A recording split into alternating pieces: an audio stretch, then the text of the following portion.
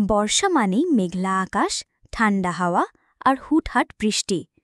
কিন্তু প্রকৃতির এই মনোরম পরিবর্তন আমাদের ত্বকের জন্য সবসময় সুখবর বয়ে আনে না। এই মৌসুমে বাতাসে আর্দ্রতা বেড়ে যায়, আর এর ফলে ত্বক হয়ে যেতে পারে রুক্ষ, নিস্তেজ কিংবা অস্বাভাবিকভাবে তৈলাক্ত। অনেকেই এই সময় ব্রণ, চুলকানি ও ফাঙ্গাল ইনফেকশনের সমস্যায় ভোগেন। বিশেষজ্ঞদের মতে এর পেছনে রয়েছে কিছু সাধারণ ভুল ধারণা ও ত্বক চর্চার অভ্যাস। তাই বর্ষায় প্রয়োজন সঠিক, সহজ কিন্তু কার্যকর স্কিনকেয়ার রুটিন। ১. ময়েশ্চারাইজার বাদ দেওয়ার ভুল। বর্ষাকালে অনেকেই মনে করেন ময়েশ্চারাইজারের দরকার নেই, কিন্তু বর্ষায় হঠাৎ ত্বকের আর্দ্রতা কমে যেতে পারে। তাই হালকা টেক্সচারের অর্গানিক সিরাম বা ময়েশ্চারাইজার ব্যবহার করা জরুরি। এটি ত্বকের ভেতরের জলীয় উপাদান ধরে রাখে, ত্বক রাখে কোমল ও উজ্জ্বল। ২. নিয়মিত ত্বক পরিষ্কার রাখা।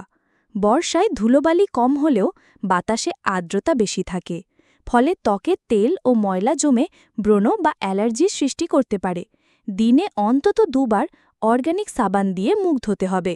তৈলাক্ত ত্বকের জন্য সপ্তাহে 1 থেকে 2 বার মুলতানি মাটি দিয়ে ঘরোয়া ফেস প্যাক ব্যবহার ভালো ফল দেয়। ৩. সানস্ক্রিনের গুরুত্ব। অনেকেই মনে করেন বর্ষায় সানস্ক্রিন প্রয়োজন নেই, কারণ সূর্য সরাসরি দেখা যায় না। কিন্তু ইউভি রশ্মি মেঘ ভেদ করেও ত্বকে পৌঁছে যায়। তাই বর্ষায়ও SPF 30 বা তার বেশি মাত্রার সানস্ক্রিন ব্যবহার করতে হবে। ৪. হাত পায়ের যত্ন। ত্বকের যত্ন বলতে শুধু মুখের কথা বোঝানো হয়, কিন্তু হাত পায়ের যত্ন সমান জরুরি। বর্ষায় জলাবদ্ধতা ও স্যাঁতস্যাঁতে পরিবেশের কারণে ফাঙ্গাল ইনফেকশন হতে পারে, বিশেষ করে পায়ের আঙ্গুলের ফাঁকে।